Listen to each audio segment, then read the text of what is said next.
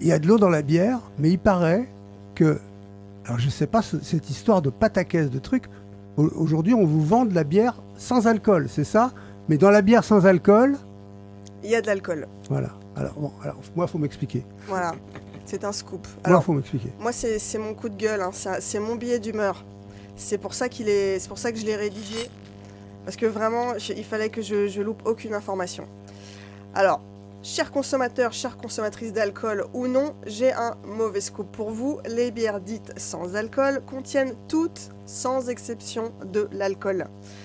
Si on rappelle d'abord la législation au niveau du Code de la santé publique et du Code de la consommation, une boisson peut être étiquetée sans alcool si elle contient jusqu'à 1,2% d'alcool. Ce qui veut dire que les bières sans alcool contiennent de l'alcool et que l'État autorise cette triche. Tout à fait. Ah. C'est-à-dire que jusqu'à 1,2% d'alcool, tu peux dire que c'est sans alcool. Mazette. Pour moi, c'est une aberration. En France, une bière classique contient en général entre 3 et 8% en fonction des marques.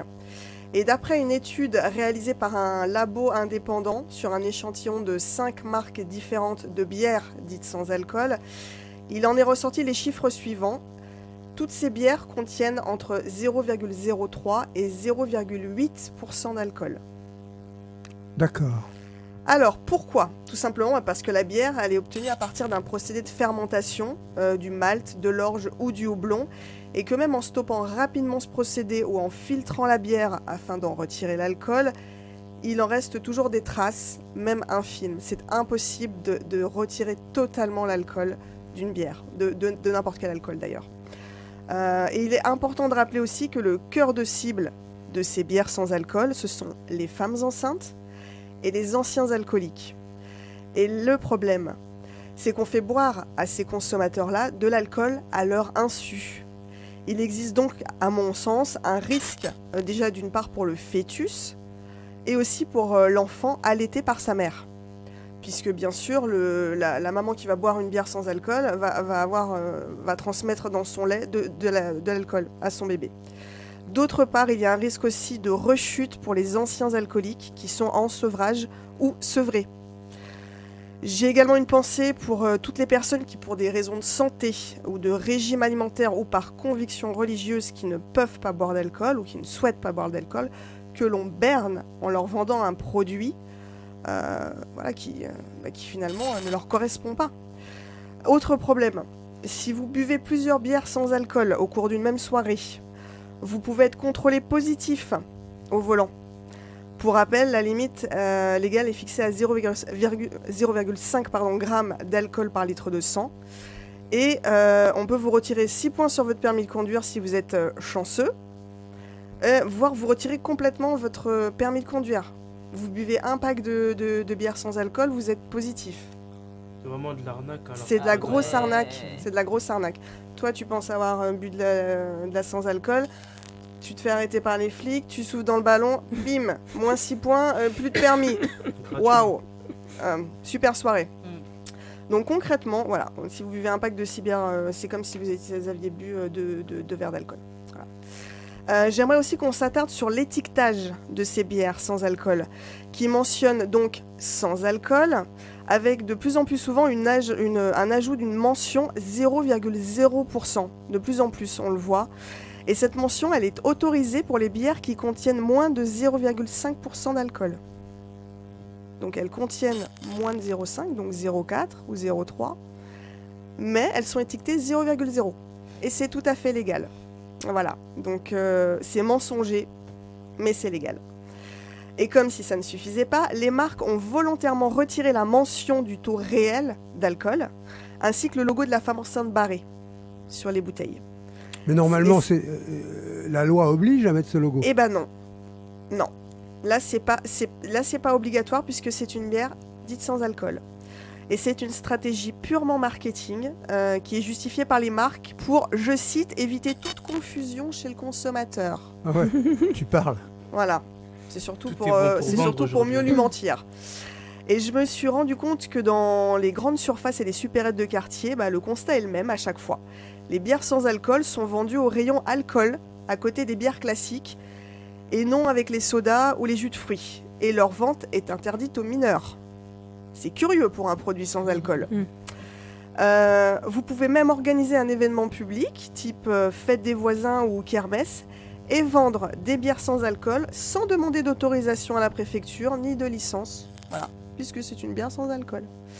Typiquement, c'est le genre de soirée ou d'événement où les jeunes boivent leur première bière, leur première boisson alcoolisée, avec l'accord des parents, bien sûr, puisqu'ils pensent qu'effectivement c'est sans alcool. Et ce constat donc me permet de faire une transition avec une toute nouvelle gamme de bières qui fait fureur chez les plus jeunes. Ce sont toutes ces bières aromatisées. Là, je vais en citer 3, donc je pense que j'ai le droit par rapport à l'Arcom. Oui, il y en a 3. Il y en a 3, donc la Tourtel Twist, l'Aleph Ruby ou la Virgin Desperados, qui attirent de plus en plus de jeunes parce que leur packaging est hyper coloré. Les pubs rendent le produit hyper cool, genre boire c'est cool. Et en plus, elles sont très sucrées, donc il y a un petit goût de reviens-y. Ça encourage le binge drinking. Donc en anglais, binge drinking, ça veut dire boire très vite des grosses quantités d'alcool dans le but d'être ivre le plus rapidement possible. Donc là, je voudrais m'adresser à nos députés, à nos sénateurs, même à notre ministre de la Santé et de la Prévention, Aurélien Rousseau. Il s'agit d'un problème de santé publique qui touche de plus en plus de jeunes. Alors, s'il vous plaît, pouvons-nous modifier la mention sans alcool en bière à faible taux d'alcool ou à taux d'alcool réduit? S'il vous plaît, pouvons-nous remettre le logo de la femme enceinte barrée sur les étiquetages? S'il vous plaît, pouvons-nous imposer la mention du taux réel d'alcool présent dans ces bières sans alcool? S'il vous plaît, pouvons-nous interdire la mention 0,0% sur les étiquettes?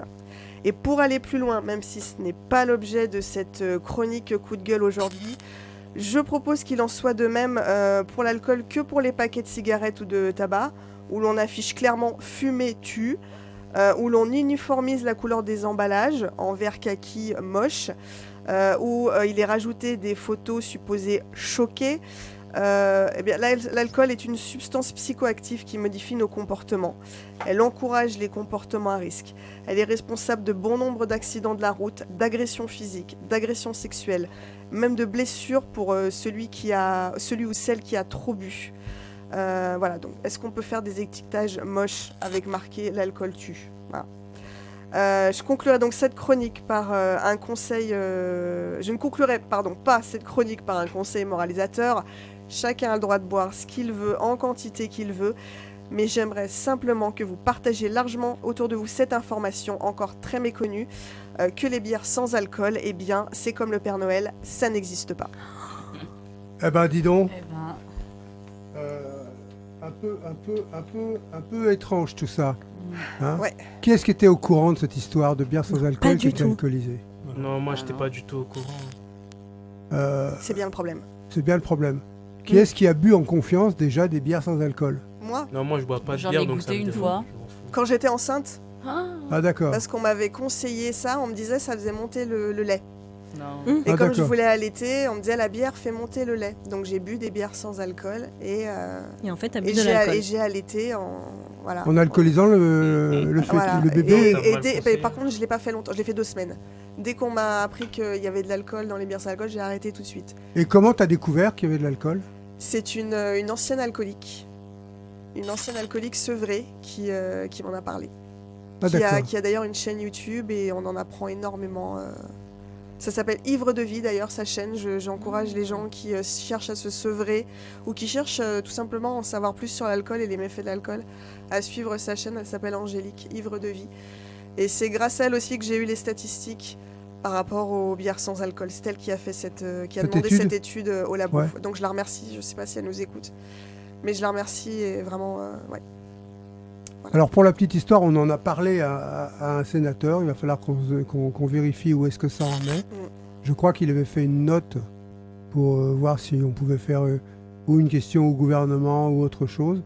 Mais je pense, je m'avance pas, je ne l'affirme pas, qu'il y a une telle protection des marques que l'interpellation, s'il doit y en avoir une, elle a dû être noyée dans l'alcool cette fois-ci, dans la bière, parce que Il y en a partout.